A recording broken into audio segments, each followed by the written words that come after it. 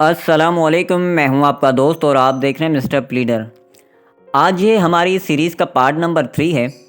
Part number 1 और 2 में हम डिस्कस कर चुके हैं कि कॉन्ट्रैक्ट क्या है और बेसिक एलिमेंट्स ऑफ कॉन्ट्रैक्ट क्या हैं। उसके साथ-साथ हमने ये भी पढ़ा था कि हाउ कॉन्ट्रैक्ट इज़ मेड और पार्ट नंबर 2 में हम टाइप्स ऑफ कॉन्ट्रैक्ट को डिस्कस कर चुके हैं।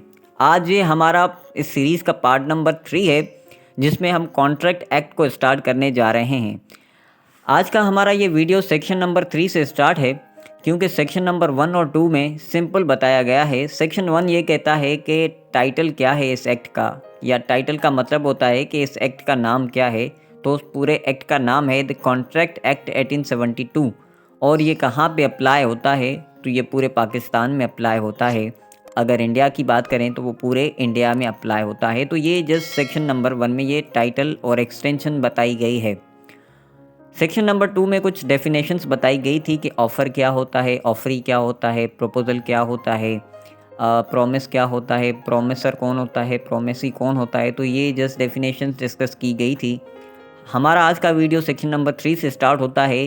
सेक्शन नंबर 3 कहता है communication, acceptance and revocation of proposal की बात करता है।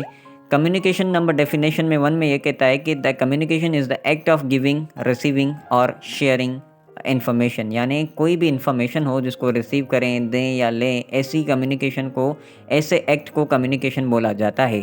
हम एक्ट के हिसाब से अगर बात करें तो कोई भी अगर बंदा होता है, किसी को ऑफ़र करता है या कोई ऑफ़र किसी की एक्सेप्ट करता है, तो आपस में जो कम्युनिकेशन करते हैं, ऐसी कम्युनिकेशन को इस एक्ट में रखा गया है कि ऐसी चीज़ को कम्युनिकेशन बोला जाता है।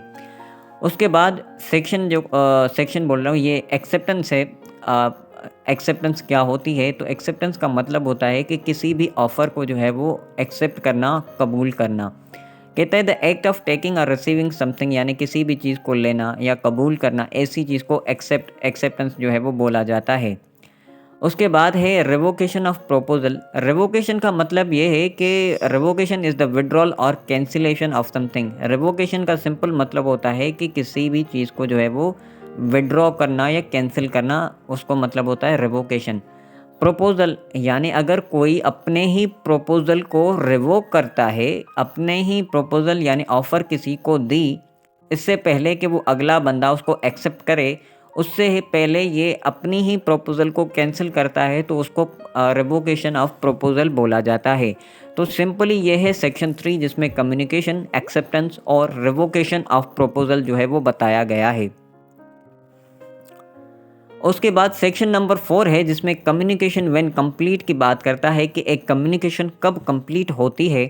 The communication of a proposal is complete when it comes to the knowledge of the person to whom it is made. Simple बात करता है कि प्रपोजल तभी कंप्लीट होता है, यानी जिस शख्स को वो भेजा जाता है उसके नॉलेज में आ जाता है कि ये मुझे प्रपोजल आया है, तब जाकर ये कम्युनिकेशन कंप्लीट होती है। एग्जाम्पल है मेरे पास दो, कि अगर कोई शख्स है जो कहता है कि ये मैं अपनी पूरी की पूरी प्रॉपर्टी, जो भी प्रॉपर्टी है 50,000 में तुम्हें बेचना चाहता हूँ, क्या तुम ये लेना चाहते हो? अगर तुम लेना चाहते हो तो 30 दिन के अंदर मुझे जवाब दो। तो वो लेटर उसको भेज देता है, वो जो है वो दूसरे दिन सुबह को लेटर जाके उसके घर पे पहुंच जाता है और वो बंदा ऑफिस निकल जाता है। तो ये क्या कम्युनिकेशन कंप्लीट हुई? जी बिल्कुल नहीं।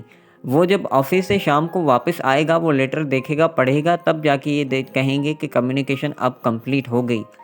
आजकल के दौर के हिसाब से अगर मैं कहूँ कि अगर कोई शख्स किसी को व्हाट्सएप पे वॉइस मैसेज करता है या ऐसे ही मैसेज जो है वो टाइप करके सेंड कर देता है और उसकी डेटा बंद है, तो क्या ये कम्युनिकेशन कंप्लीट हुई? जी बिल्कुल नहीं हुई।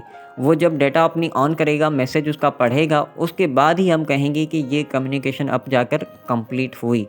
तो ये है सेक्शन 4, जिसमें कम्युनिकेशन बताई गई है कि कब कंप्लीट होती है। तो कम्युनिकेशन मैंने बताई कि कोई भी प्रपोजल कंप्लीट तब होता है when it comes to knowledge of the person to whom it is made, यानी जिस शख्स को ये भेजा गया हो उसकी नॉलेज में जब ये आ जाता है, तब जाकर ये कम्युनिकेशन कंप्लीट होती है। तो ये है सिंपल सेक्शन नंबर 4। उसके बाद है सेक्शन नंबर 5, जिसमें कहता है कि revocation of proposals and acceptance. अगर अदर वर्ड्स में इसको ही मैं बोलूं, revocation of proposal and revocation of acceptance.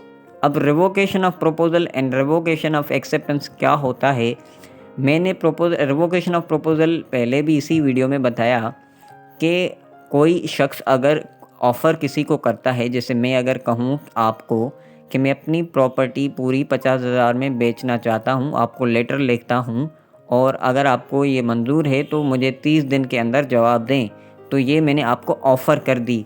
बाद में मैं 1 घंटे के बाद सोचता हूँ यार ये मैंने लेटर तो लिख दिया लेकिन ये ऑफ़र जो है वो प्रपोज़ल जो है वो मैंने गलत किया, मैं इसको कैंसिल करता हूँ। जब अपनी ही ऑफ़र को कोई कैंसिल करता है, दी हुई ऑफ़र को, उससे पहले कि एक्सेप्ट करे दूसरा बंदा, एक्सेप्टेंस से पहले अगर उसको कैंसिल करता है, तो ऐसी अपनी ही ऑफ़र को कैंसिल करने को बोला जाता है रिवोकेशन ऑफ प्रपोज़ल या रिवोकेशन ऑफ ऑफ़र बोला जाता है। तो ये तो हो गई रिवोकेशन ऑफ प्रपोज़ल। अब है रिवोकेशन ऑफ एक्सेप्टेंस, यानी दूसरे बंदे के पास चली गई है और दूसरे ने एक्सेप्ट भी कर ली है। अब ये दूसरे बंदे के बारे में बोलता है कि वो एक्सेप्ट करने के बाद अगर वो बोले कि यार मैंने गलत एक्सेप्ट की है, मुझे ये प्रॉपर्टी नहीं लेनी चाहिए थी, तो उसको बोला जाता है रिवोकेशन ऑफ एक्सेप्टेंस। यानी उसने एक्सेप्ट कर लिया, लेटर उसने वापस भी भेज दिया कि मुझे ये आपकी प्रॉपर्टी मंजूर है, मुझे कबूल है, मुझे एक्सेप्ट है। उसके बाद 1 घंटे के बाद उसने सोचा कि यार ये मैं इधर प्रॉपर्टी क्या करूँगा, मैं तो किसी दूसरे शहर में रहता हूँ। सो उसने क्या किया कि कॉल करके उसे बता दिया कि यार मैंने एक्सेप्टेंस का लेटर तुम्हें भेज दिया था, वो मुझे प्रॉपर्टी नहीं चाहिए, मैंने गलती से आपको लिख दी थी। तो ये होता है रिवोकेशन ऑफ एक्सेप्टेंस।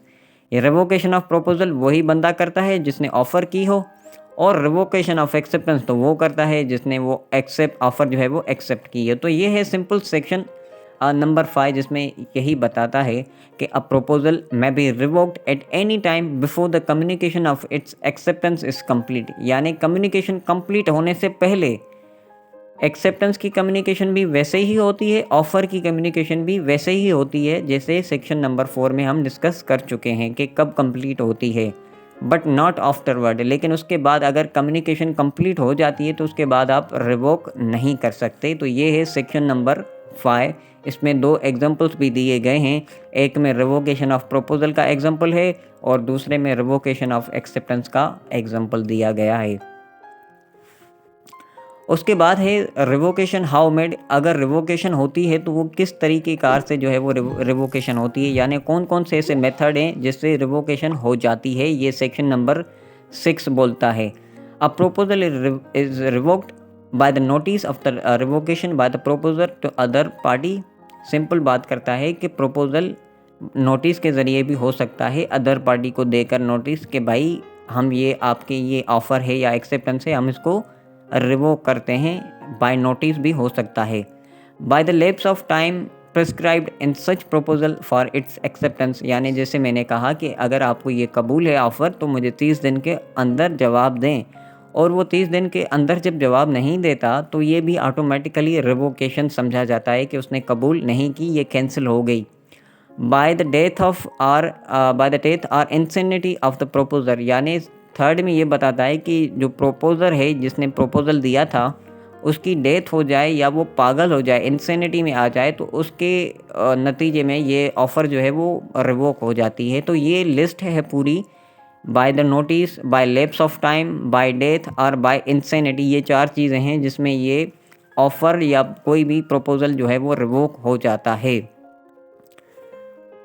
उसके बाद सेक्शन नंबर 7 है, वो कहता है कि एक्सेप्टेंस मस्ट बी एब्सोल्यूट। जैसे मैंने आपको यहाँ पे एक एग्जांपल दिया था कि मैं अगर अपनी प्रॉपर्टी किसी को ऑफ़र करता हूँ, लिख के भेजता हूँ कि मैं अपनी प्रॉपर्टी 50,000 में बेचना चाहता हूँ, क्या तुम लेना चाहते हो? अगर लेना चाहते हो तो मुझे 30 दिन के अंदर जवाब दो। ये मैंने उसको लिख दिया, ऑफ़र दे दी। तो अगला जो बंदा एक्सेप्ट करने वाला है उसके बारे में है ये सेक्शन, बोलता है कि अगर कोई भी शख्स किसी की ऑफ़र एक्सेप्ट करता है तो वो एब्सोल्यूट एक्सेप्टेंस देनी चाहिए, हाँ या ना में जवाब दे कि मुझे ये ठीक है, आपकी शर्तें भी मंजूर है, आपने जो पैसे बोले हैं वो भी मंजूर है, मुझे ये प्रॉपर्टी आपकी मंजूर है, आपकी ऑफ़र एक्सेप्ट है। लेकिन उसमें बहाने नहीं होने चाहिए कि मुझे 30,000 में चाहिए, 40,000 में चाहिए, 25,000 में चाहिए। तो सेक्शन सिंपल 7 यही कहता है कि अगर कोई भी एक्सेप्टेंस दे तो वो एब्सोल्यूट एक्सेप्टेंस दे, यानी प्रॉपर तरीके से हाँ या ना में जवाब दे, इधर उधर की बातें ना करे। तो एक्सेप्टेंस वही मानी जाती है जो एब्सोल्यूट दे कि ठीक है, आपने जो ऑफ़र की है एज़ इट इज़ मुझे सेम मंजूर है। तो एग्जाम्पल में भी यही बात करता है कि Bablu made an offer to Sagar for selling his painting in 5000, Sagar accepted and they made a contract. Simple बात है कि बबलू ने सागर को ऑफ़र की कि मैं अपनी पेंटिंग बेचना चाहता हूँ 5000 में, और सागर ने उसे एक्सेप्ट कर लिया, उसमें कोई बहाने नहीं किए। तो ये भी एक एब्सोल्यूट जो है वो एक्सेप्टेंस थी। तो ये था सेक्शन 7 जिसमें एक्सेप्टेंस मस्ट बी एब्सोल्यूट को जो है वो डिस्कस किया गया है। तो टोटली आज के इस वीडियो में हमने ये डिस्कस किया कि सेक्शन नंबर 1 से लेकर कि 1 क्या टाइटल क्या होता है, सेकंड में कुछ डेफिनेशंस दी गई हैं, थर्ड में कम्युनिकेशन की डिस्कस की, फोर्थ में हमने ये पढ़ा कि कम्युनिकेशन कब कंप्लीट होती है, उसके बाद 5, 6 और 7 हमने डिस्कस किया। आई होप कि ये पूरे आपको इजीली समझ में आ गए होंगे। Thank you so much.